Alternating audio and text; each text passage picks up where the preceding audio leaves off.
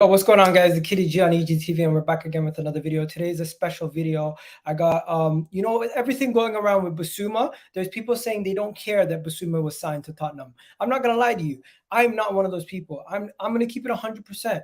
I really did want Bissouma, but the club doesn't seem like they wanted him. So what has happened? It's led us to this situation where we have to discuss certain things. Like, is Tottenham a more attractive proposition at this moment in time?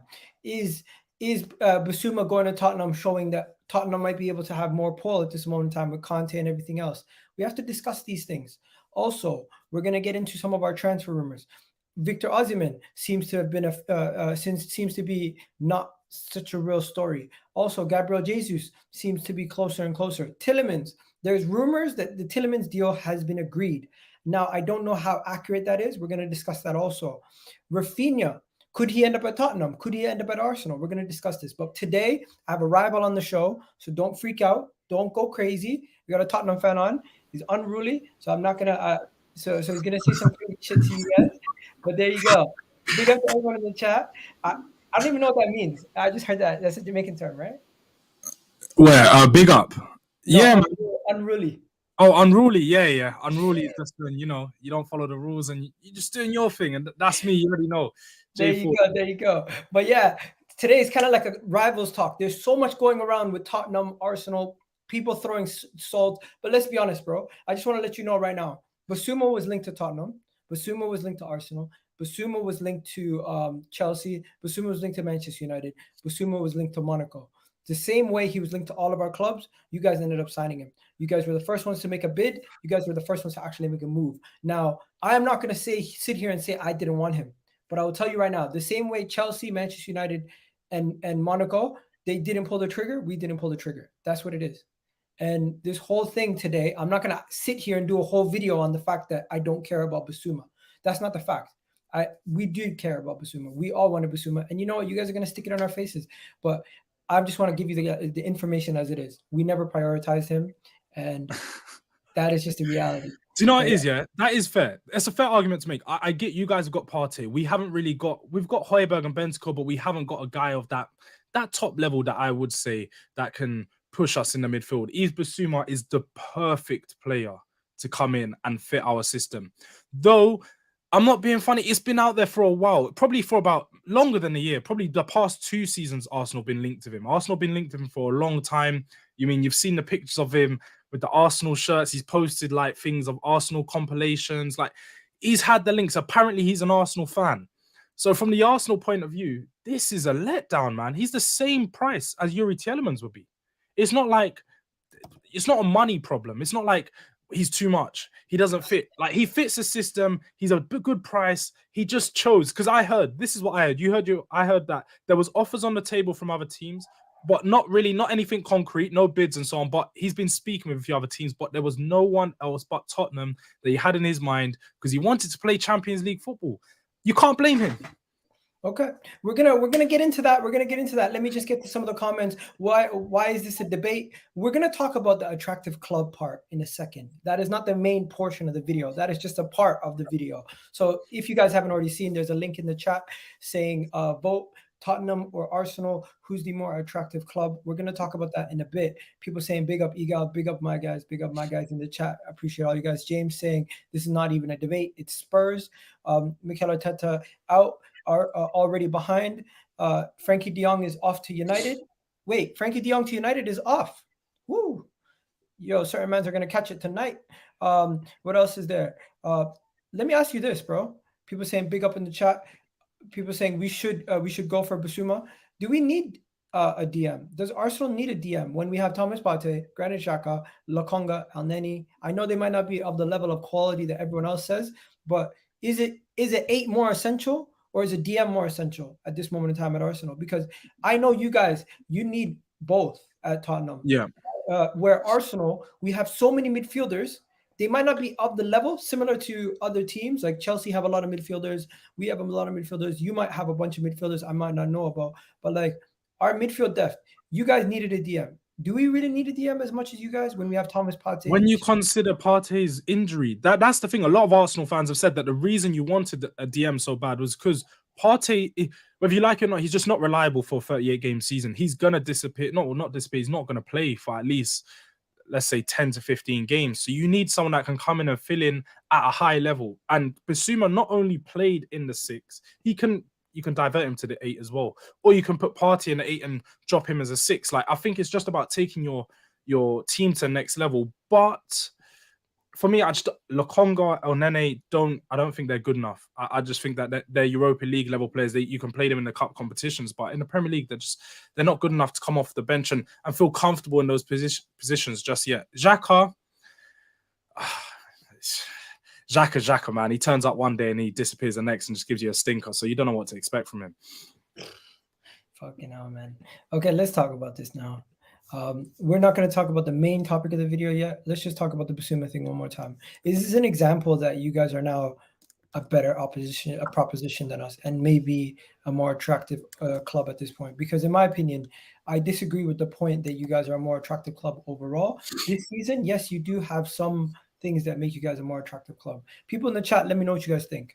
The main topic of the day is Tottenham now a more attractive club than Arsenal? Now, let me know what you think, bro. Because I know you might. So look, we can all acknowledge. I'm not going to come and sit here and be a deluded Spurs fan and say we're bigger than Arsenal. We're not bigger than Arsenal. You guys are a bigger club, and in world football, you're considered the bigger club. But when you look at not just this season, recent history, players that are of this generation who are looking to play football right now are looking for moves, especially foreign players, players that weren't not English, not brought up in this country. They're not going to care about the few FA Cups that Arsenal have won, because domestic trophies, I mean, just like we don't care about the Copa del Rey, I wouldn't look at a team in La Liga and be like, the Copa del Rey, big trophy. No, we don't really care about that. Foreigners don't care about them. When they come to this country, they're looking to play at the top level and they want to compete at the top level. That is Champions League football. Arsenal have not been there for 6 seasons. You haven't played there since Arsene Wenger left your club. That's very telling. For new players coming in, they're going to think, this team's not really going in the right direction at the moment. Although you have promising manager, which some find, some may not. I think he's okay. You have a few promising players. Tottenham don't have promising players. We have a world-class manager. We have world-class players. And you can see right now the ambition at Tottenham is to compete at the highest level. So as of right now and as of recent history, players are looking at Tottenham and Arsenal and they're going, Arsenal's a bigger club, and if they support Arsenal, then they might go there. But if not, they're going to be like, what's the better opposition? Where am I going to go forward with myself in my career, and where can I win trophies going forward? I think that's Tottenham, especially right now. Maybe the years prior, you might not think Tottenham were going to win trophies because of the players and the manager we had. But with Conte, with the way that we're changing and the players we're bringing in, we definitely look like we're going to get a trophy before Arsenal does next. You know what? I just need to stop you right there. When you say trophies, if I bring up trophies, you're going to get upset. Or some Tottenham fans, they get upset. They say that's your only material. I'm not going to do that right now. I'm just going to say, when you're speaking about trophies, you have to have already won some trophies or have some experience of winning trophies to say, you know what, you're going to be able to win trophies over us. We have shown, even in this worst state that we're in, that we're still able to get the odd FA Cup here. We actually were more able to get further in the Europa League than you guys were. And even though you guys were in the Conference League, you got knocked out. So just going to show you, at the lower levels, we were competing we were competing more than you guys, even though you have 2 world-class players. I'll give it to you. You have a manager who's currently rated higher than ours. Of course, Antonio Conte has done a lot more than Mikel Arteta. You have Paratici, who's actually a real board director. That is a key part that people forget. And I keep mentioning all day today, Paratici is a big part of this Spurs thing, because this is the first time in my lifetime recently that Daniel Levy has said, you know what, forget about Spurs running the club. I'm going to leave that to the football people. I'm just going to sit back and deal with the money. And that is a big part in why you guys are much better. Your board and your ownership are letting football people run the club, where we don't have that. We still have like novices running the club in Edu. We still have Arteta, who's inexperienced, but he seems to be the most ambitious person out of the lot in the boardroom. He seems to be the most ambitious person who's calling the shots. Similar to how Conte is calling the shots, at least he has Paratici next to him to run the strings. Yeah. Edu's not doing none of that.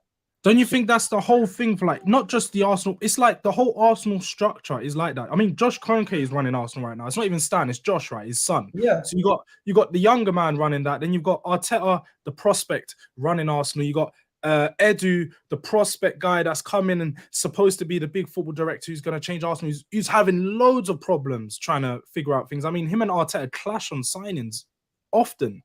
So, and you look at a team, it's full of rookies. Like you've got a lot of. It's everything about Arsenal right now is about building. You're in a process of building, and I think you're at the early stages where people are just going to look at you and feel like it's just not there yet. Tottenham, we're building too. We're not there. I know that, but we're a bit closer. We're a bit closer to the next level than you are, and that's the way you got to see it. Now, just to say, the more attractive club. The thing is, with the tag more attractive, wouldn't you think you'd actually be attracting higher quality players? Because this is one thing that we were discussing in the space earlier, where I kept getting people didn't have an answer for me. In my opinion, more attractive means higher caliber of player. I agree. Now, what higher caliber of player are you actually signing? Jed Spence is not a higher caliber. Bissouma is a quality player, but he's not really higher caliber. If you were getting Lautaro Martinez's and you're getting Dybala's, or you're getting somebody high level, then I'll say, you know what? But I'm looking at your transfer business. Christian Romero might be a really good quality player, but he wasn't. I wouldn't say he was the best defender in Serie A. Like he won that award. So just like Bremer this year, he's that big signing. What about? But he wasn't even bought last year. He was a loan last season. Loan of obligation. Come on, man. You know that's a buy. I'll give you that one. What about the season prior to that? Lo Celso. It's not really. No, Lo Celso was signed the year before. He was a loan with obligation again. 20 to 21. That was Jose Mourinho's first summer. We signed about 6 players. You know what Jose is like. Jose is very specific with his signings, similar to Conte. And I know where you're taking this as to the level of players. You've probably seen the tweet. Yeah. I've seen your tweet. I saw you name out all the worst Tottenham players that we've signed. No. What I actually did was I did not name out the worst. What I did was these were actually the highest, most expensive signings for those prospective years. So Brian Gill was actually the record transfer for last season because technically Romero was not bought last season. He was a loan. So then you have Lo Celso. But even Brian Hill was only 25 mil. You just included a player to make it around 45, 50 million that made the value of the deal. But it was a swap deal including money. And Lo Celso, that only went through in 2021, but he was signed the same year as Ndombele. But even so, looking at that, it looks bad. But then the Arsenal one, you made the Arsenal one look really good. Look down at the Arsenal one, we look like we are signing higher caliber players, but in actual reality, our team is a lesser quality overall than your team. Because your 2 best players, who I would say are the difference makers between our 2 squads, were an academy player and a relatively cheap signing in Son at the time. Yeah. No, 100%. And look, with regards to the more attractive, when you say higher caliber, you are right in that fact. I personally think that we will attract higher caliber players than Arsenal. And when it says attract, it more means that who would they choose? If Arsenal went to a Champions League club, let's say a Juventus, an Inter Milan, an AC Milan, someone that's competing and they're a big team relatively right now, and you try to take one of their best players, they're going to laugh. The players will laugh. If you try to go get Tomori, Tonali, I don't even know, Juventus players, Chiesa, Cuadrado, whoever it is, you try to get any of these big players, they're going to turn Arsenal down. Tottenham, on the other hand, looking at where we are and we're playing Champions League football, we've got the Paratici, we've got the Conte, you've got the Kane and the Son, you've got the players to come and you want to play with those names. That's more attractive and players will choose that. Whereas Arsenal, of course, this is all opinion-based. I don't think that they would do that. Okay. But then also, when you talk about the level of players... The reason why you're mentioning the Italian market is because Antonio Conte and Paratici have the connection with the Italian market. Now, let me just bring it back. Arsenal are looking to sign a 4-time Premier League winner who's currently playing in one of the best teams in the Premier League. We're also... that's not a big sign if he's a backup player. It's not a big sign if he sits on the bench. Okay. We're also looking to take away one of Leicester's best players in Yuri Tielemans, who has 1 year remaining on his contract. I know it's not AC Milan, Inter Milan, and thing, but we're not shopping in Italy. We're not shopping in that market right now. In January, what about La Liga? It could be La Liga. It could be Villarreal. It could be Sevilla. It could be you know what type of teams I'm on about. Come on. We actually don't shop in the same markets. That's what I mean. We don't. Arsenal right now are not using the Italian market to look at signing players. And if we do, we're looking to sign guys from Bologna, where you guys got Perisic. Now, if we were to say both of us are getting a left back in, you're bringing in Perisic as a left wing back, and we're bringing in Aaron Hickey. Yes, Perisic is a more attractive signing, but at the same time, he doesn't suit us. He doesn't suit our of course. vision. So my point is, yes, you might be able to attract higher caliber players based on the fact that they're playing foreign, but what we're looking to this is where people get confused with what I'm saying. Higher caliber doesn't always mean higher caliber in the sense of right here and now. What I mean is where their stature is currently. Where is the players that we're... Would you not agree that Arsenal are looking to sign players, as Tottenham did a few years ago? So this is where I see the difference. Tottenham are looking to sign established players now. We're looking to sign players that are close to their prime. We're in different parts of our profiles. You're looking at players that over the next 3 to 4 years, they're going to reach their prime. They have a potential. And if they don't reach that potential, they still have a good sell-on value. We're still looking for experienced players, though. We're still looking for experienced players. In very specific positions, though, you are. Only in 1 or 2 positions. But mainly you're looking at a younger player, 21, 22-year-olds. Am I wrong? I would say we're looking for 25 to 27 right now. In what positions? In midfield, at striker, and left wing or right wing. Okay. I mean, I'd like to see Arsenal go out there and get those big players if you can. But again, Gabriel Jesus, Tielemans, and Raphinha will count towards 25 to 70. I wouldn't throw that last name in there. You can count the first 2, but the last name, Raphinha.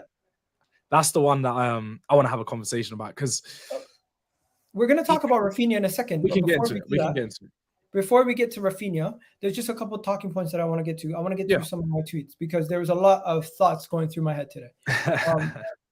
I can tell the space rattled you a bit. It did rattle. No. It's not about only being Tottenham being more attractive than Arsenal. You guys can say whatever you want with rattled and everything. I have no shame. When I'm talking in a conversation, I'm heated in debate. That's gonna happen regardless. Of course, there's no shame in that.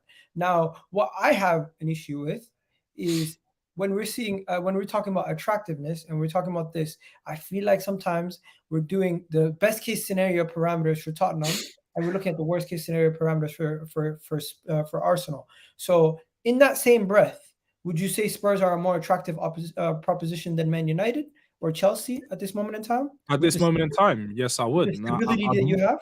I'd be more than happy to explain why. I think we're the most attractive proposition in London. I mean, again, if you look at where Chelsea are as a team, yes, they've finished above us. Yes, they've won trophies recently, and I can't lie. Chelsea, of course, the sticky one. We're very close to Chelsea. I think at the moment, if you're looking at next season's project and where they're going to be going next season, they've got surgery to do. They've got a lot of uncertainties. They could be having Lukaku leaving. They need to sign at least 3 defenders. They still need to improve that midfield. They just need a lot of places to improve, and they've got the new owners coming in, so they don't know how much they're spending. There's just a lot going on at Chelsea where you don't know what's going to happen over the next year. It's a bit of uncertainties, and I think at the moment that's not going to want a player abroad going to want to go into that. They're going to feel like you're saying you're the best proposition in London. Okay. In London. Now, Manchester United are about to sign Frankie de Jong. They can still pay way more wages than you. They are still one of the biggest clubs in world football. Do you think you're a more attractive proposition than Manchester United? Of course, we're more. The only players that are going to go to Man United over choosing Tottenham. Look, we're going to see with the Eriksen deal as well, by the way, because we're both putting offers for Eriksen. When he comes home, I should say, not come to the lane, but when he comes home, we're going to see. Man United can always offer more money than Tottenham. And if players are looking for money and they're looking for branding, they're looking to boost their social media followers, they can go to Manchester United. But at the end of the day, Tottenham has finished above them more times than we've finished below them since Fergie's left. Next to us, they haven't won a trophy in the past 5 to 6 years. The last one was a Carabao and a Europa. And they're not playing Champions League football. People need to remember that Champions League football is so key for players nowadays. You see them mention it. Even just last summer, Tottenham got turned down by loads of players just because we didn't have Champions Oh, we lost him. We Disney lost you. football, and it hurt. It hurt so much. Disney football makes such a difference. No, we lost you for a second there, but we definitely did hear what you said. People saying send some love. People are saying you're speaking facts. Some people are saying, why did you do this video if you can't defend your club? It's not really about defending your club. It's about getting a rival on to discuss things that are closely related to Arsenal. And this is why the show is called Arsenal Talks. We were going to discuss some Arsenal news also. So we're not only just going to discuss which club is more attractive, but if you guys disagree, let me know in the chat why you disagree. Put the letter Q, put the Q, and then whatever you got a question you have after, just let us know. So for example, if you have a question, do capital Q, put the dots, and just type something and then send it. So we could see it and it will look like that. Okay, but yeah. Bro, I'm going to tell you something right now. There's some people saying Manchester United. In order for you to say you're bigger than Manchester United, don't you? Not bigger. Not bigger. Sorry, not bigger. I'm just so used to saying bigger. It is true. But when it comes to them, they're still able to attract a Frankie De Jong. They're in the Europa League. Let's be honest. Arsenal can still attract Champions League quality players. When you say attract, has everyone heard his wording? Because he said, "I'm flattered by Manchester United's interest, but I'm at the biggest club in world football, so I'm not gonna listen to De Jong stuff until he actually goes there." Because right now he's basically rejected them in my eyes. My point is, don't you think Tottenham have to do somewhat of a Leicester type business when it comes to their business in the transfer window when they're outside of the Champions League, where where Chelsea, Arsenal, and Manchester United could still financially get themselves through that? Because until this summer, I haven't seen you guys really spend that type of money in the window. Okay, so financially, we can get through it. The financial, I mean, you have to just look at when the Emirates was built. Was Arsenal spending money? No. You had to sell for the next probably 8 years. It took a long time before Arsenal can come back spending big. And Wenger never really liked to spend big. Tottenham are just going through that. I'd say we've gone through that phase because just after the stadium got built, you had COVID and we had a lot of issues. So we could never really go out there and spend the big bucks. Even right now, we've not spent much. Like we've spent 25 mil on Bissouma. That's it. Jed Spence, you're looking at another 20 mil. We like to be very smart with our business. Tottenham we're not like Arsenal. I think Arsenal go out there and spend big money on players stupidly at times. I think you get forced into these battles because Arsenal's a big club. You just pay the money. You're like, yeah, we can do it. Tottenham won't ever do that. Are you saying Daniel Levy's a shrewd businessman? So yeah, no, I think that we don't need to do what Leicester does, but I get what you mean. We do have to be a lot more clever with our business. Okay, first question of the day. Conte is more attracting to players, not Spurs as a club. What do you think about that? That goes for any club. De Jong wouldn't be looking at Man United if Ten Hag wasn't there. It's just the managers attract players to teams because everyone wants to play under a manager, not under a club, really. It's very dependent. Okay, so you do admit that Conte is a big driving pull. Of course, I would always admit that. And when we had Nuno, half of these players wouldn't look twice at us. Even though, didn't you get Romero when you saw Nuno? Yeah, I was very surprised at that myself, but I mean, I think that was the Paratici effect because he signed him at UV and then moved him to Atlanta. It was just like, that's his boy, so got that done. Okay, simple. Moving on to the next one. Bissouma or Tielemans, and why? Now, I'm not gonna lie to you. I like Bissouma. I would take both. You probably would take both also. Am I wrong? Nah, man, I do like. I'm not gonna say that. I really do like Tielemans. I've been watching him for years now, man. I was always a big fan of him, but I think he's stunted his growth a bit. I think over the last season or so, he was really improving, and then last season, I don't know, maybe because he announced he was leaving, he didn't try as much. But last season, I was a bit shaky about Tielemans. Didn't look that good. The running thing is a real big issue. He would never work in Tottenham with those legs. He's just not. He doesn't cover that much distance, and I mean, he doesn't track back so often. So I think Bissouma is definitely the better player. He has a bigger impact on the team, and I think he just has more quality to his all-round game. But that doesn't take anything away from Tielemans because he's still a good player. And I don't know why Arsenal have not got that deal wrapped up. Let me ask you something. Do you care about stats? I mean, you've got to combine stats with eye test, but yeah, I do. Okay, let's just look at stats quickly. For which one is not FB ref? Which one do you think is Bissouma? let me guess. From I can see, non-penalty goals really low. That's definitely Bissouma on the right.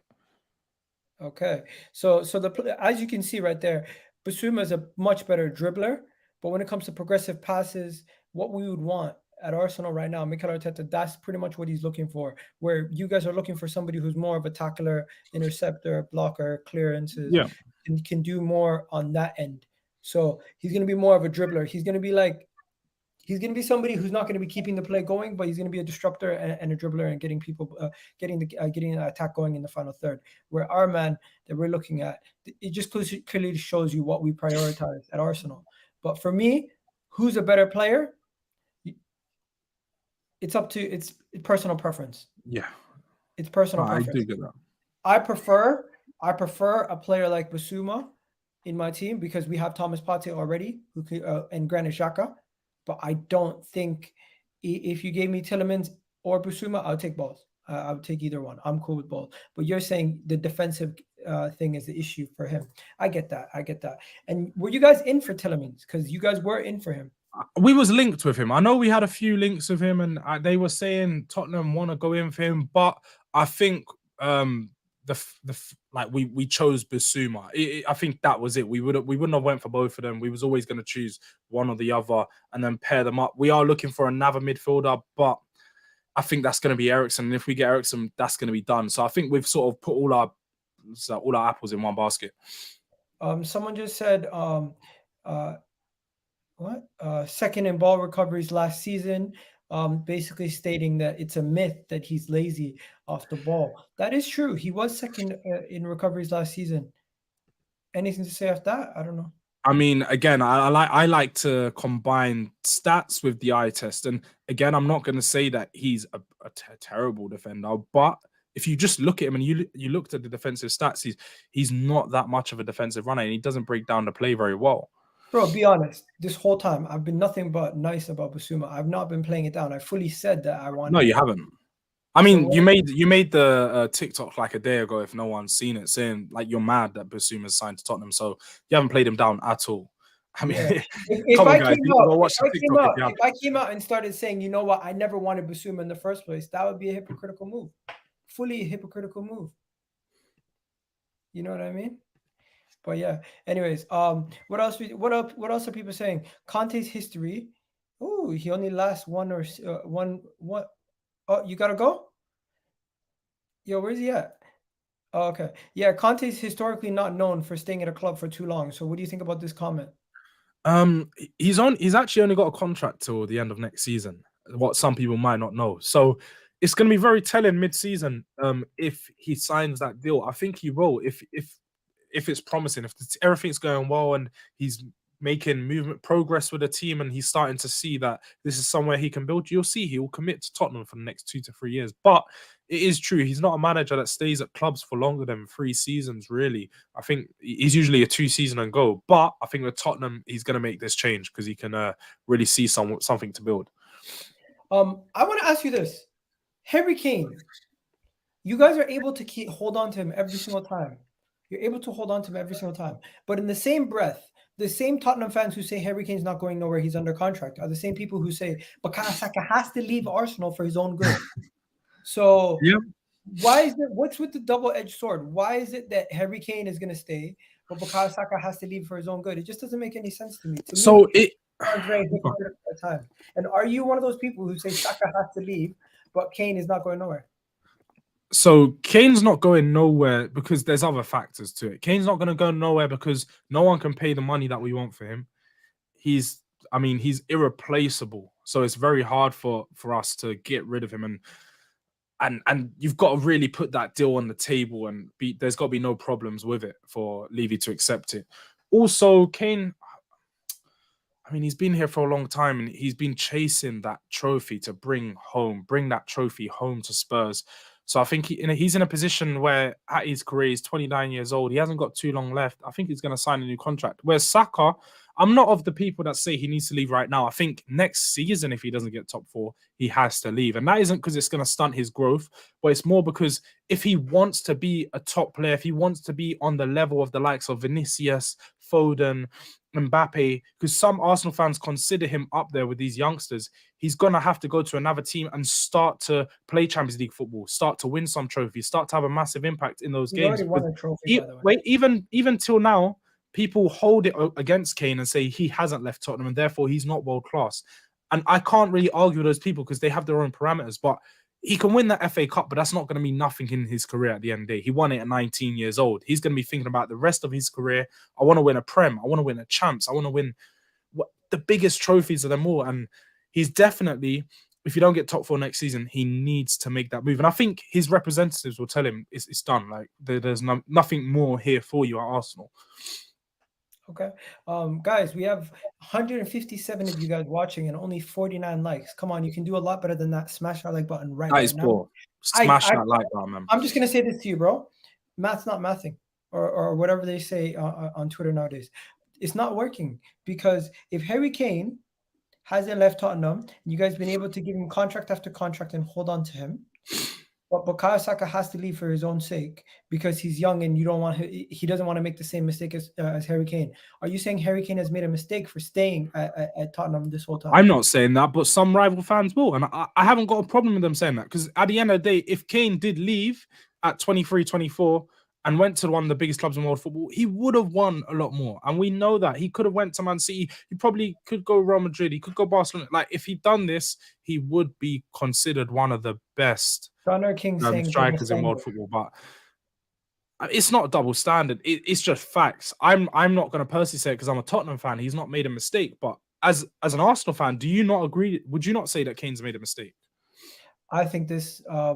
when it comes to Harry Kane, the fact that you guys have been able to hold on to him, he showed a level of loyalty. And has he made a mistake? I would say yes. He had an opportunity to go to Man City, but the club was the one that stopped him, not him. He wanted to go. He made the right decision. The club stopped him. The club stopped him, and he's now buttoned back into the club. So it shows his professionalism. For me, what I want to say is talk more about Spurs than Arsenal. Egal talks more about Spurs than Arsenal. That's not true. George, you know me, bro. I'm talking about Arsenal every day. Arsenal every day, man. this week has been all about Bissouma. So I'm staying on the topic. Why divert? Why would I start talking about Chelsea today? There's no point. It's irrelevant. Not saying Chelsea's irrelevant, by the way. It's just before people start getting upset. So getting back to the topic, the similarities is what bothers me and the double standard. Harry Kane, if he was to leave Spurs, it would have been good for his career, but at the same time, he stayed and you were able to hold on to him. My thing is, he is so much younger than what Harry Kane is right now. What is to say a 20-year-old gets a 4-year contract, and by the end of that contract, if he looks to leave, then I would understand. But it's so early in his contract. Bro, World Cup's around the corner.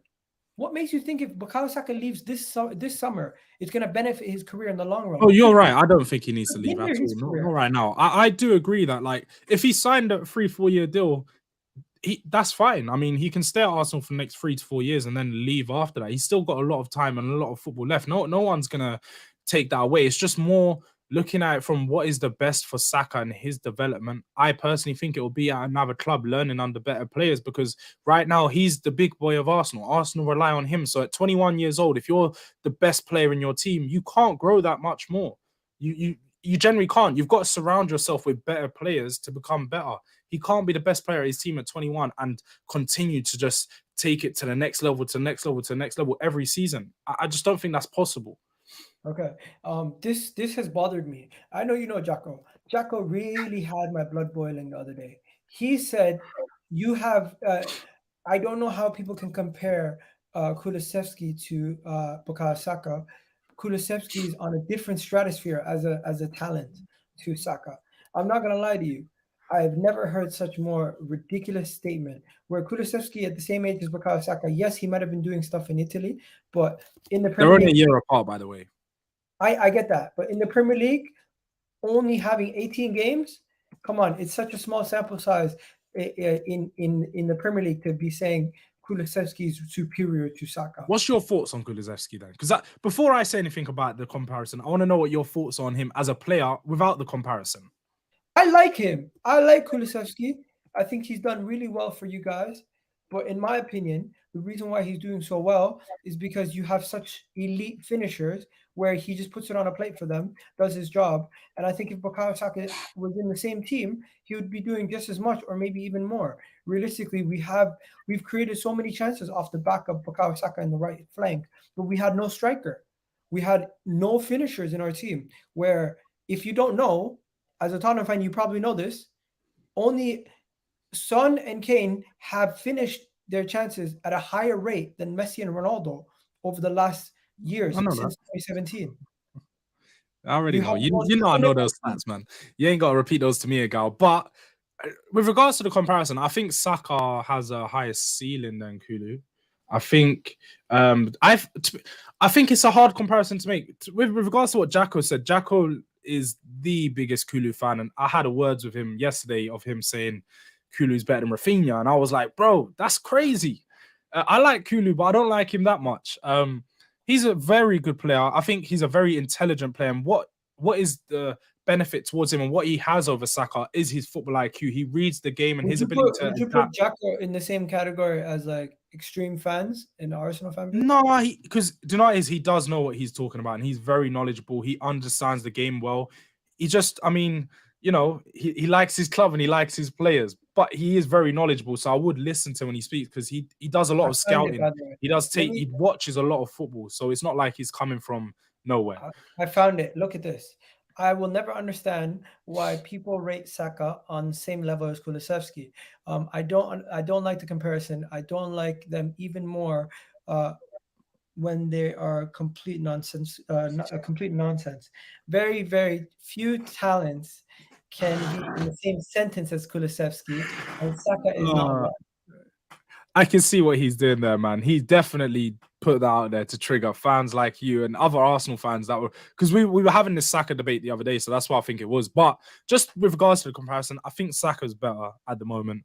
I think he's a bit more I wouldn't say complete, because I think Kulu's a bit more complete in regards to his game, but I just think Saka's the better player. He's got a higher ceiling. I mean, what you have to just look at what he's done for Arsenal this season. He's literally put Arsenal on his back at times, and he's carried you through many games. So you have to give that to him and just say, look, at the moment, he's you know what? I'm not going to do the Liverpool thing where when you praise somebody, I say, no, you have to praise them more. But when you say Kulusevski's the more complete player, I have to disagree, bro. Is Kulusevski putting in the defensive work also as much as the creativity? Yeah, he is. I mean, if you look at Tottenham's system at times, we have to drop to not just a back five, a back 8 or back 7. I mean, he's in there playing. He's played right wing back for times in games, but I wouldn't say he's more. When I say complete, I don't mean like all around game, like his all round game. I mean, as a player and as what he's good at, he's very good at what he's good at. And he's completing himself at what he does. So cutting in from the left, just like Robin, like he's ferocious with it. Cuts in lethal, cuts in from the right, lethal left foot. He's both footed. He can play on the right, he can play on the left, whipping a good cross. And that part about his game is more complete than Bukayo Saka, who I think has a lot of developing to do in the final third. And once he hits that, he'll be crazy prolific. But I just think his decision making and finishing has to improve next season. Okay. Now, time to talk about some of the main event stories. Raphinha. What's going on with Raphinha on the Spurs end? Because I'm confused. We're just interested at the moment. No, I mean, I think at the moment we've got our eggs in the Richarlison basket. We're looking more at him. He's more versatile. I prefer Raphinha. He's just amazing. Do you know what started this conversation and made it go crazier? Because I tweeted this, and I think this ended up creating a whole controversy in the space today, because I tweeted this and then Hussam made a space. So I'm not taking credit for Hussam's space. It was an amazing space, but I'm just saying, Raphinha, come on. Like when he made the space, this is the first thing that I started. Where does he play for Arsenal? Where does he play for Arsenal? Because that's my problem. Saka plays on the right. He's a right winger. He doesn't have much versatility across the front three like people think. Okay, let me show you where he plays. Let me show you where he plays, because you do realize Bukayo Saka played for England yesterday. I know Bukayo Saka is versatile, but I'm talking about Raphinha. Okay, let me show you because I have teams ready. I have everything ready. That's where he's playing. Okay, so looking at that already, it means ESR Martinelli completely out of the team. What's Bro, happening with those two star boys? Because bro, they're you need squad depth. I'm not gonna lie to you. You can't say to yourself, oh, forever you have to have these guys. Because at the end of the day, Lacazette and Aubameyang left the team. The yeah. only reason why ESR and Martinelli had such a big role is because Lacazette and Aubameyang were underperforming. Realistically, you are now not going to tell me don't sign this guy because of the fact that they're not going to develop. No, you're going to still want to sign these players. So Arsenal splashing out 100+ mil then, because just Jesus and Raphinha together is looking at like a 890 million minimum. I mean, Raphinha is going to be a 40 million pound player, or if not in and around that bracket. Jesus is in and around that same bracket. Tielemans 25 million, and then you said you want to add depth elsewhere. So, is it realistic to even think of getting Raphinha on Okay, top let of me some tell of the you other players something. you're talking about? You got Gabriel Jesus. We're looking 45 to 55, right? So that's a 10 million pound difference right there, but we don't know where that's gonna go. So let's just say it's on the high end, 55 million, right? Or we meet in the middle. We put 50. Let's just put 50 for that one. Then you have Tielemans was going to be 25 million, right? 25, 30. So let's just say 30. So we'll go, yeah. So we're at 80 million right now, right? We've signed 2 players. The club's transfer budget is over 150 million, right? So we have a remaining, 70 million remaining. Right now, Raphinha is rumored to Arsenal. Raphinha is rumored to Arsenal for how much, guys? How much is Raphinha rumored to I don't Arsenal? think there's the actual fee out there because I know he Raphinha, had the relegation fee. Raphinha's rumored. Raphinha rejected a move to Liverpool. I don't know how accurate these stories are because some of these stories make no sense. They say people rejected moves for Never 20 rejected million no move. more than what they rejected a week or later. So Raphinha, let's just say, I don't know what the price is right now. I need to figure out I what this. know. So what I do know is that it was 25 million if they got relegated. If they didn't get relegated, it was looking a lot more. So you have to just look at the caliber of player, Gal. You know, just looking at him, the way he plays, this season's been his best season in his career. So it's going to be looking at least 40 to 50. And he's worth that. He's more than worth that. Bro, even if it means we have to pay 60 million, that would mean we still have a remaining 10 million for the original transfer budget before sales. So I personally, I'm looking at this window and I'm saying to myself, if we get Raphinha, Tielemans, and Gabriel Jesus, they're the 3 additions that go straight into our first team. Now we still need a backup left back. We still need potentially another option in the midfield if possible. But I would say maximum five signings. 5 signings, that would be great. If we can get 4, get in a Zinchenko who can cover both midfield and left back, that would be ideal. So say we get these 3 plus a Zinchenko, total. They want some crazy money for Zinchenko as well, don't they? 175 million total. If we can spend that type of money and we get a couple sales, because we already have put away 50 million for a striker, we've already put away money for the midfielder. It looks like we put away money for a winger. If we sell Pepe, Bellerin, Herrera, that's enough money for Raphinha by itself. All right, so let me ask you a question now, Gal. Because look, you're talking about spending that type of money, and let's be honest, that is some big money, especially after last year. That's 300 and something million across 2 seasons. So you're talking about Man City, Man United levels. You want to know Does something, bro? Arteta not have to guarantee top 4? And if it's looking shaky mid-season, would you agree that he has to get sacked with that money spent? You want to know something? I'm not hiding away from this. I've said it numerous times.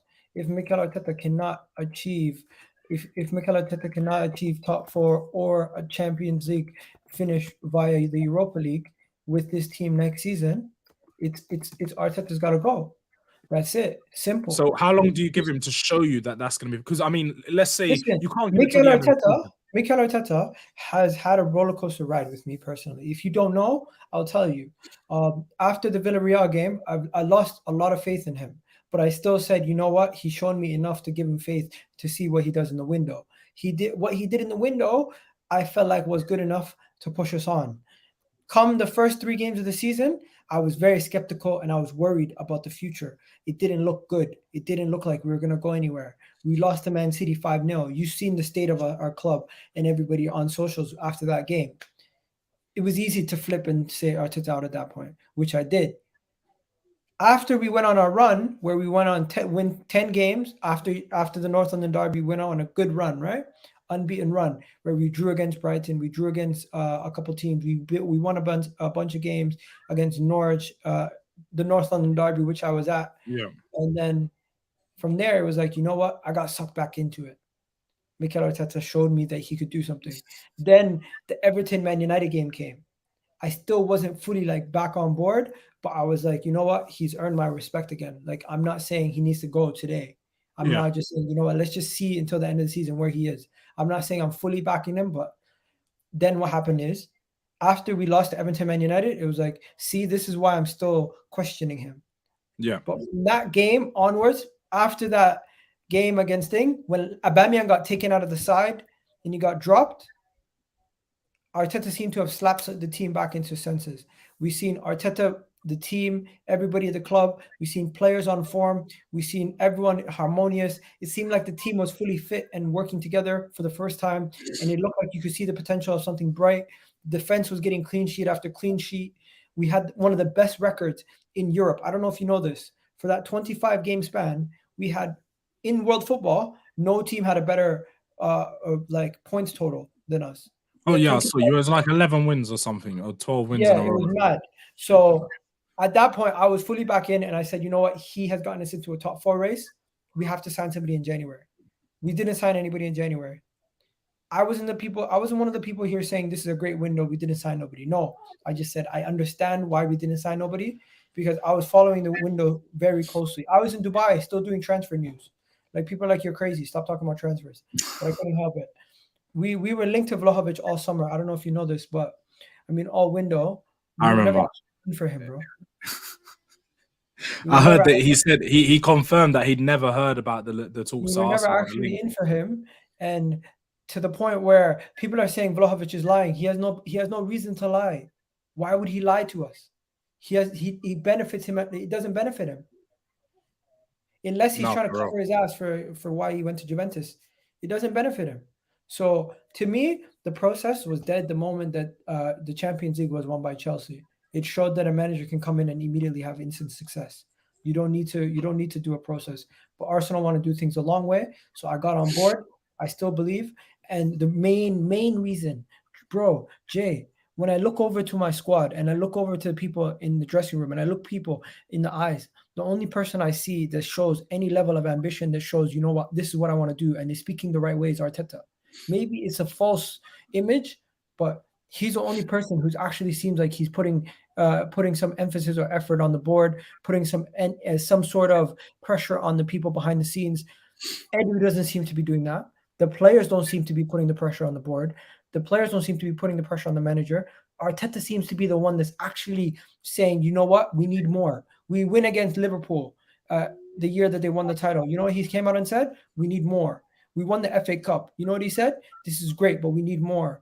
He first did an interview. He said, we want to win the Champions League in 3 years. We're not there, but he's still pushing. When the only time I'm going to lose faith in this guy is if he cannot manage these guys and he loses the dressing room, or he physically cannot meet the expectations. My expectations, we finished 5th. You have to now do better. That's it. I've said a lot, but do you understand where I'm coming from? No. You make sense, bro. It's all about reaching the goal. And I mean, the goal for Arsenal at the end of the day is to win the title, but you got to get there slowly. And he's finished 8th, 5th. The only way is up. If he doesn't get 4th, it's over. It is just over. And there's no excuses for Arsenal from now. I think there's no excuse for him. And I'm looking forward to seeing that documentary to see if he is what he really says, because I want to see those team talks, man. I really do.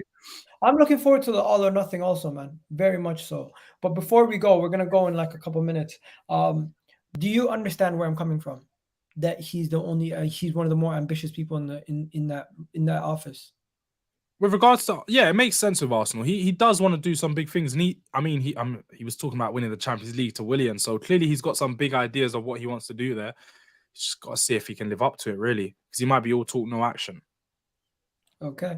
What about Gabriel Jesus? We haven't spoken about him. So again, that's a player that's linked to, but I don't know what's going on this summer. Like, we're linked to the same players. Everyone they can is like Tottenham or Arsenal, Tottenham or Arsenal. Jesus will choose Arsenal if he has the choice, I don't because he's believe not these guaranteed links a spot. anymore. Do you believe these links, bro? I don't believe them. I think they are made up. I think people are trying to pit us against each other and be like, oh, is he going to choose Tottenham? I think it's Arsenal in for him. Tottenham, if we was in for him, we would have made it clear. We don't need a striker. We need a backup striker, or someone that can play across the front three, which he can do, but just not in. We're not looking in that price bracket. I'll be so real. But I think he's a good player for Arsenal to sign. He shouldn't be the first team striker. I should make that very clear. You should sign someone that is better than him to start. But if he's going to be your starter, he's going to add more goals than you had last season. He's versatile, so you can move him across the front three if you want to bring Eddie on. But yeah, I just don't think he's the go-to man for if you want 15 plus goals a season. He's just not that guy, but it's more than what you had. Boom. Yo, guys, we have over 185 of you guys in the chat. If only 20 of you guys hit that like button, it really helps out a lot. Hit that like button right now. Almost getting to 100 likes. Bro, you must have some questions. You must have some questions, because the Arteta question can't be the only question you have.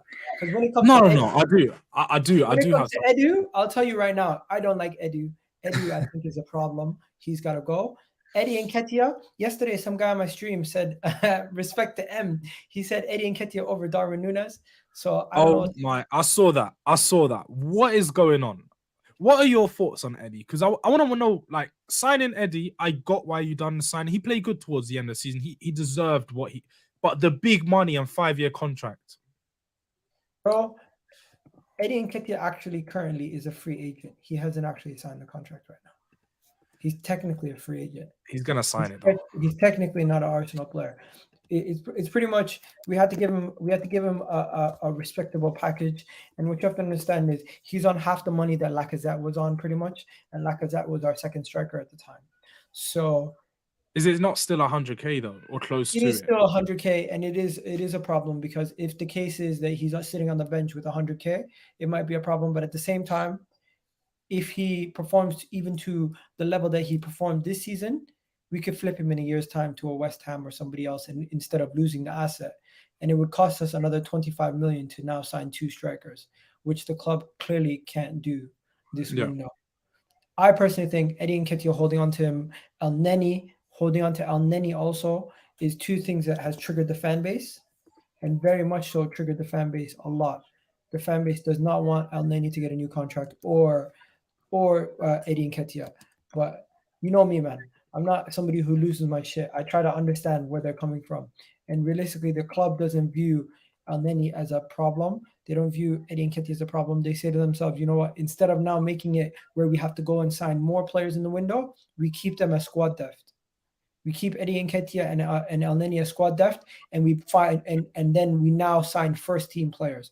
Why go and sign bench players if you can go and keep your bench players right now and go sign first team players to bring into the first team? Because that's what we need to do. No, that's exactly what you got to do. And just one more question on that, because I agree with quite a lot of the Arsenal fan base regarding Elneny and Nketiah. It's a bit dodgy, but I heard the Nketiah one, but Elneny was very silly signing.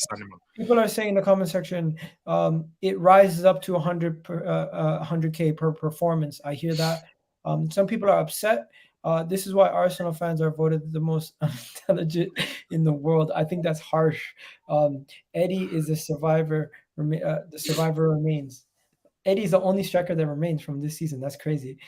Egal, you are defending your club like one of those guys in the 300. Big up. Keep bringing that fire content. Arsenal should sign Fabian That's Ruiz. A good shout, Fabian Ruiz. I am the biggest fan. Napoli central midfielder. If he came to the Premier League, he would tear it up. And if Arsenal got him, that would be a dangerous signing, man. You know what he is? He's like the perfect Ilkay Gundogan replacement for Man City. Yeah. That's who he's linked to today. Man City. I wouldn't be surprised though. But you know something? These players get linked to every team. But why don't they get linked to Tottenham? Why Why don't teams use Tottenham to improve their wages? You know what it is. You say this, but if do you know what, you're probably not on Tottenham Twitter like that. If my Twitter is full of links, and that's why I stay off Twitter sometimes, because it says Tottenham's linked to this player, we're linked to that player, we're linked to everyone and anyone, especially the Italian Not and like Serie A Manchester side of things. United, But not like Arsenal.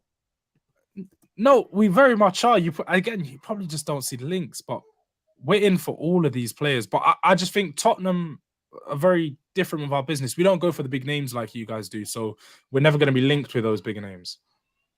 So this comes back to the attractiveness. Yes, you might be more attractive in a certain sense, but if you never actually go for those big names, how do we know you're more attractive? It's like a guy who says, "Yo, I can pull 10 out of 10s. I can pull 10s on a regular basis," when he's talking about girls, but he usually settles for girls that are much more like, instead of supermodels, he just goes for the average girl. But then wouldn't you say Arsenal are like the girl that has bare attitude, but she's just dead? You know, she chills with all the nice friends. She thinks she's one of the nice girls, but she's not. She's the ugly one that just has the most chat. That's what I think Arsenal is nowadays. Damn, bro, that's harsh. Honestly, that's what I think. Because back in the day, you could back the chat, but nowadays you can't. Like Arsenal aren't that team that can back how they talk. Like you're generally not. Your team, Arsenal fans talk very big, have big mouths, and it was deserved many years ago. But nowadays, they don't back up your chat. And Tottenham been finishing above you for a long time. We're not linked to anyone. Come on, bro. We're linked to Nkunku yesterday. We were linked to friggin' Gnabry. We were linked to friggin' Nkunku. Yeah. You ain't getting him, man. Miss me with that. Abdullahi said, big up to Abdullahi Berry. This is a big super chat. He's saying, you, the home base fans, what news have you? We will never we're never gonna go challenge for the league with the ownership in charge. Stop buying tickets, please. You know what? I agree with you to a certain degree. If the ownership does not have the ambition of a City, Liverpool, or they can't get the right people in charge, you're never going to win. But don't you have the same issue at Tottenham before? Weren't you worried that the ownership didn't have the ambition to actually go and win? They just wanted to be in and amongst the crowd? Yeah, I mean, some people still have that. I've always been the one that's like, I'm not like a big fan of our owners, but I've trusted in our owners, and I've always thought that they were going to get it right soon enough. And I mean, you're looking at this season, of course, there's not much to tell so far. We've only just started the window, but we've had a lot of structural changes, a lot of recruitment changes, and just the investment itself of 150 million, the first time they've done that ever. So it looks like they're going in a different direction. It's very good to see. There you go. And bro, this is the main thing. Do Tottenham fans actually care about Arsenal? I mean, we're rivals, bro.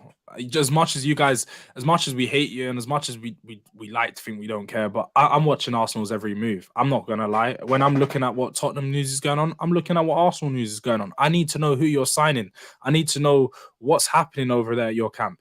You've got to watch your enemies more than you watch your close ones. So I'm not worried, I wouldn't say, but I'm wary of Arsenal, and I'm always I keep you, like the jab distance. I'm just there. I like to keep you guys there and always know what's going on. What about you though? I know you're always worried about Tottenham. Let's be real. Bro, I'm not gonna lie to you. I'm a content creator, so I'm talking about Tottenham. I'm talking about Chelsea. I'm talking about United. I'm even talking about Newcastle here and there.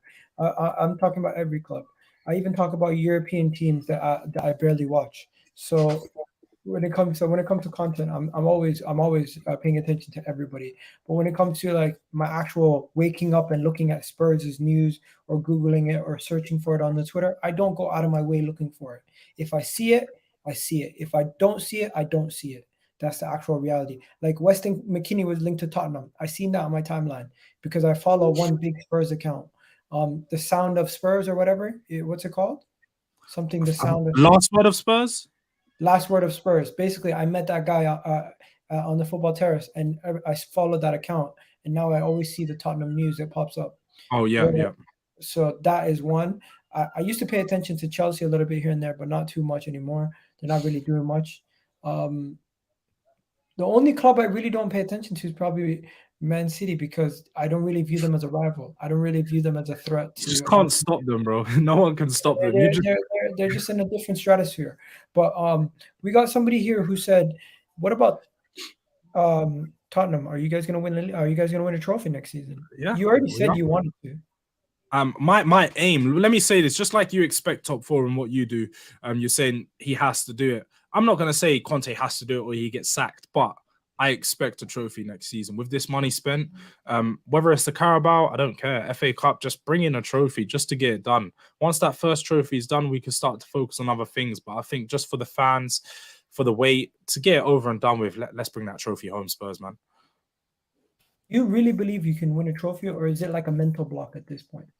No, I think we're going to win a trophy. I'm very confident that we will win a trophy next season. I mean, with the Antonio Conte team, the effect, he's not going to be looking to just compete in the Premier League and finish second or third. He's going to be looking to win a trophy. And of course, the Champions League's unrealistic. The Premier League, I wouldn't say unrealistic, but it is far away.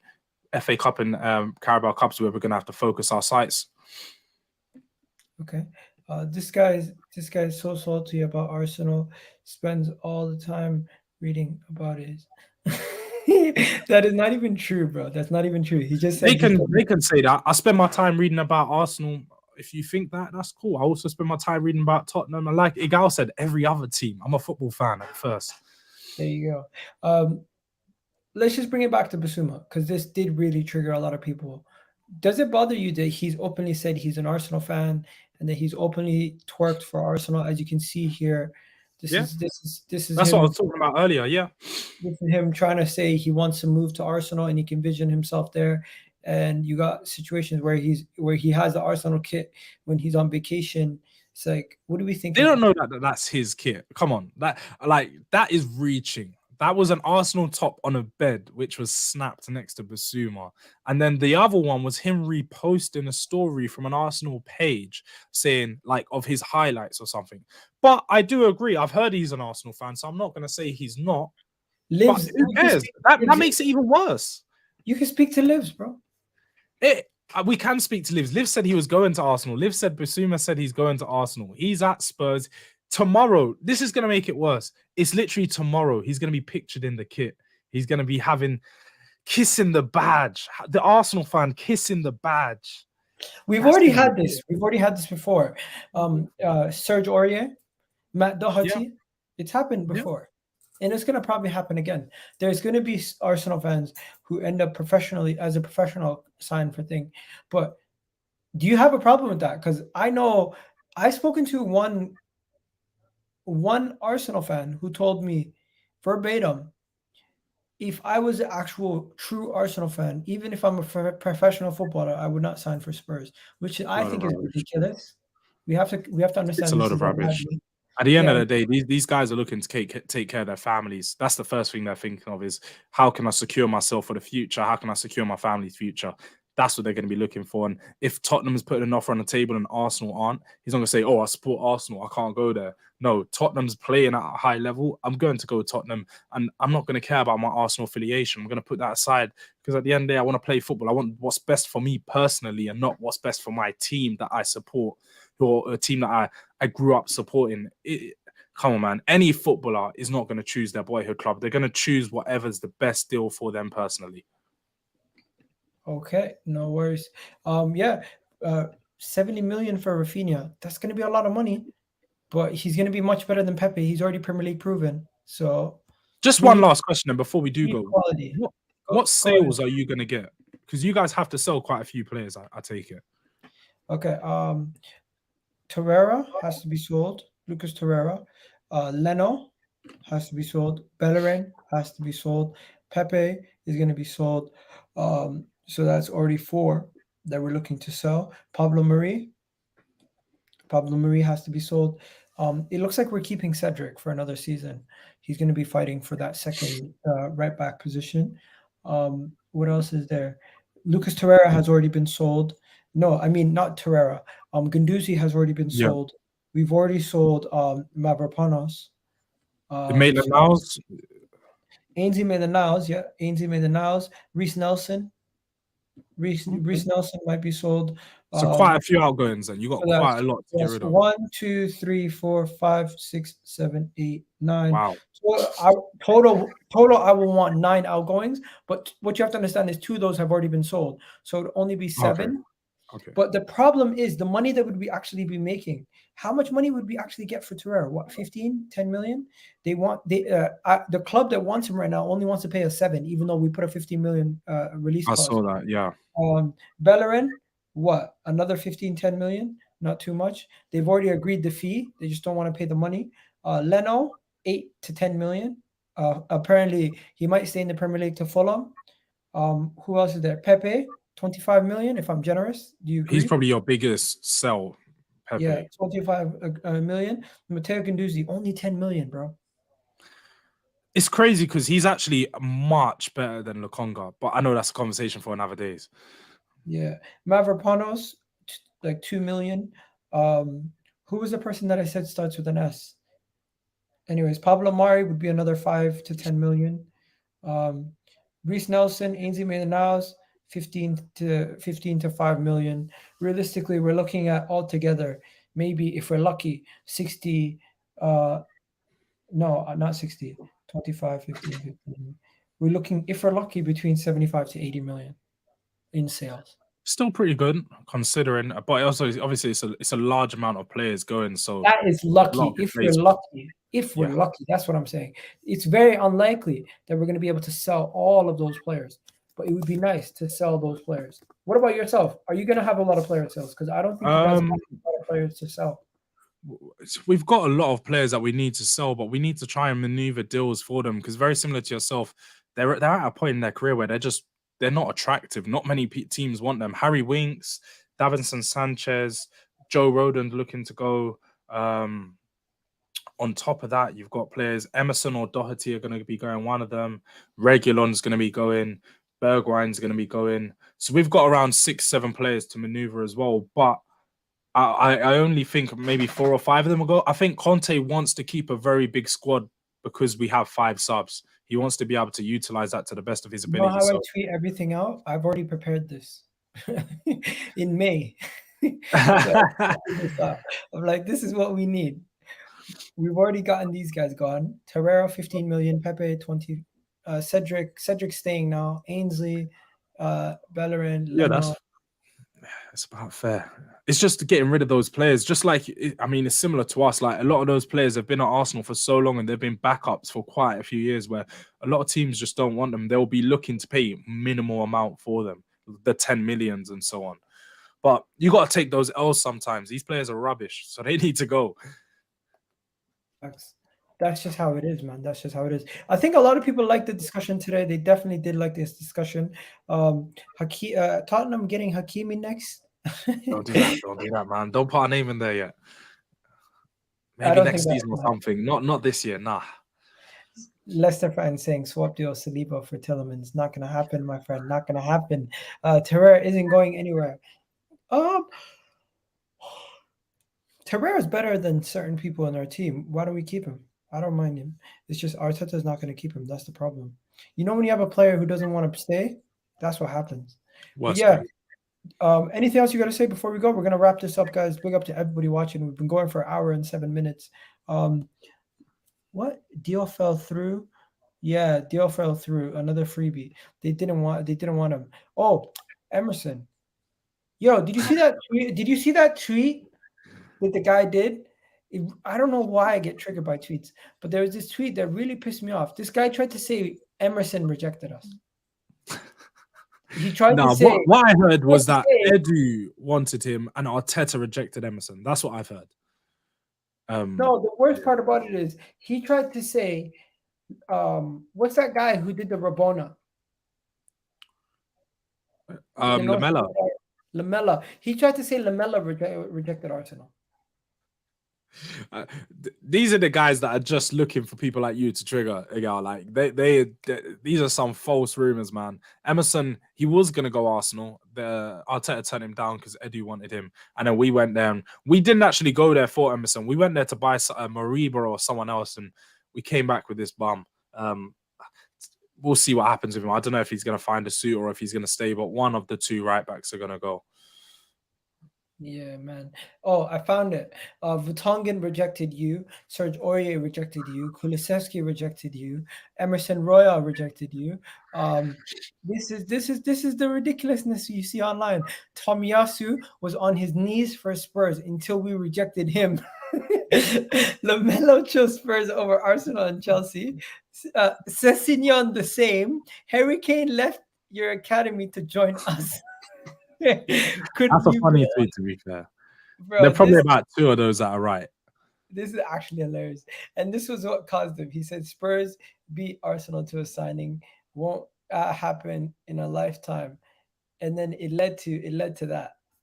This is Well, honestly this triggered a lot of people, as you can see the replies in next. no, But that yeah, guy was a whole lot of waffle. there you go. But yeah, you guys have yourselves a wonderful, wonderful day. Big up to everyone in the chat. Today was not really a transfer video. It's more just to discuss transfers, to talk about Arsenal. Sometimes it's good to just talk about the games and the teams and everything else. It's not always we have to go through transfers. And just, you know what? It gets boring in the transfer window just talking about links. It is, man. There's It's good more to just links. have conversations sometimes, not just force it about this transfer. Like, I'm just like you. I tried to take a break and stay away from the transfers some days, and then I come back and there's a lot of news. But yeah, I like to have football conversations, man. Transfers can get boring, and it's still a long summer. We got what, another 10 weeks left of this window, man. It is so long.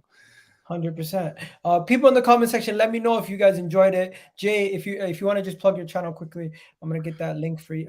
Yeah, man. At _4George on Twitter. And yeah, Scrubs and Scholars on YouTube. If you see my videos up there, again, we're inconsistent, man. I'm black, so you know sometimes we can't stick to things, but we've got videos up there, so please go over there and show some love if you can. If you got some, When was the last time you guys posted? Maybe a month ago. See, it's just inconsistent, man. We do a week and then we disappear for a while. Okay, so the link is in the chat, guys. Go follow, go give them a subscription, and big up to everyone. Let me know if you guys enjoyed the video. If you have, hit that like button on your way out. We've gotten over, I think we've gotten over the 100 like mark today. Oh shit, we haven't. We only got 78. But you know what? Come on, guys, man. Make sure you smash that like before you leave, man. Just 20 actually. more. Just 20. 12 just more. 13, man. So, yeah, Smash. I'm gonna wrap it up here. I'm gonna say, bro, Harry Kane, Son, all these guys, you have some good players. If you guys don't achieve anything in before Conte leaves, then bro, it's just peak. It's gonna be uncomfortable conversations. Yeah, it will. It will. Like I know if this was Spider here, he would probably lose his shit. He's like, bro, you're not being balanced. But I'm trying to be balanced. Like really and truly. It's a fair point to make. No, I would be very upset if we didn't win nothing with Conte. I'll be fuming. There you go. And then you have anything else to say? Because I already told you, Arteta, if you don't get top 4, he's gone. Like if you don't get Champions League next season, it's a big, big problem. Because Saka, Martinelli, they all might be gone if we don't get it. But that is the over exaggeration to a certain degree. Realistically, they're not. All these things are not going to happen. Some things might happen. Some things might not happen. But even if we do get Champions League football, Saka could still leave next year. You never know. But would you final statement? Final statement. Well, guys, you've got until August 6th because until then, it's once that day takes over, it is time for the Conte ball and Conte effect to come in. And I'm not going to say too much, but Premier League, we are coming. Yeah. Someone just asked the odds for Tottenham to win the Champions League. Do you want to know what they are? Probably like 50 to 1. I don't know. Because you signed Perisic, your odds of winning the Champions League have actually gone up by like 15%. Oh, shit. Because having a Croatian in your team makes your odds higher because a Croatian player has won the Champions League every year for the last 10 years. Oh, that's a crazy stat, you know. That's mainly Modric, but it is a crazy stat. It's Modric. What's his name? What's that guy? Rakitic in 2016. Perisic himself, Rakitic, and I think Mandzukic won it 1 year too. Bayern, yes, earlier in the decade with Bayern, I believe so. Bro, it is like the maddest stat. But yeah, people are asking for it. I'm not gonna lie, I'm not gonna do this statistics thing. People really got onto me, bro. I'm so confused. How is it that I'm just putting information out there that's accessible to everyone, but some reason people are making it seem like I made up these numbers. And what was it? the 538 Premier League odds. They're like, yo, tell me your odds after every game. Did that annoy you? The ratios. I The- love them. I can't lie. I love the ratios. You got to bring it back next season, man. I think it's a good addition. Everyone's waiting for those ratios post game, and it's your thing, bro. You got to bring it back next year. They were so good. You think so? I think it was. I've been mocked for it so much that I might just keep it up, just to stick it on. It's a gimmick, but like it's a good one, bro. It is a good one. Everyone looks forward to see what is Arsenal's ratio finishing top 4 now. That's what we're all waiting for. You know what? I'm not gonna make it about Arsenal anymore. I'm just gonna make it about everything. So I'll just do like here's the Premier League's ratio per week or everything or whatever it is. But yeah, what was it? Champions League you asked, right? Yeah. The odds of winning the Champions League, the odds are gone. They haven't done it. What's going on? I wouldn't be surprised to be fair. I think they're waiting for a lot more to happen in the window. You know what it is? Rebecca tweeted something out the other day. Let me find it. Rebecca, because I responded to Rebecca's tweet. I can't find it. Okay, I found it. So Rebecca tweeted something like, what is Tottenham's chances of winning the Champions League? And right, can someone tell me the odds of Tottenham's chances of winning the Champions League? And I was like, you know what? I got those to hand. Don't worry. But I didn't bookmark it. So Tottenham are moving mad. People are saying, where is it? Tottenham are moving mad. Tottenham are doing this. Tottenham are doing that. Aren't you worried? Aren't you sick and tired of people trying to overhype your team because they're setting you up for failure? Rival fans, definitely. I've noticed that in football wars, and you see, like when I get this started, I get onto everyone. I don't like just getting onto Arsenal. It has to be everyone because everyone's starting to back the Tottenham train now. And oh, Tottenham are doing good. Tottenham are attractive. Tottenham are this.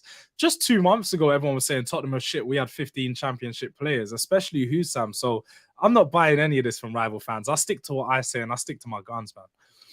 People are saying, why are you connected to AFTV? I'm not connected to AFTV. What are you talking about? Egal branding. What are you talking about, Egal branding? They need to, man. They need to get EGTV on AFTV, bro. It needs to happen. The link up. It's soon to come. Look at this. 28-1 odds because of Perisic. If you're a better man, keep your money, guys. Keep your money. It's not happening next year. Let's wait another season, man. 28-1. What odds, right? Crazy odds. Never gonna happen. But yeah, that's it for today. Big up to George. Really do appreciate everybody for watching. Hopefully you guys enjoyed this video. We literally have 7 more likes before we can get to 100 likes. Come on, guys, you can do that right now. It's absolutely free. And have yourselves a wonderful, wonderful day. This has been a great stream. Peace out, guys.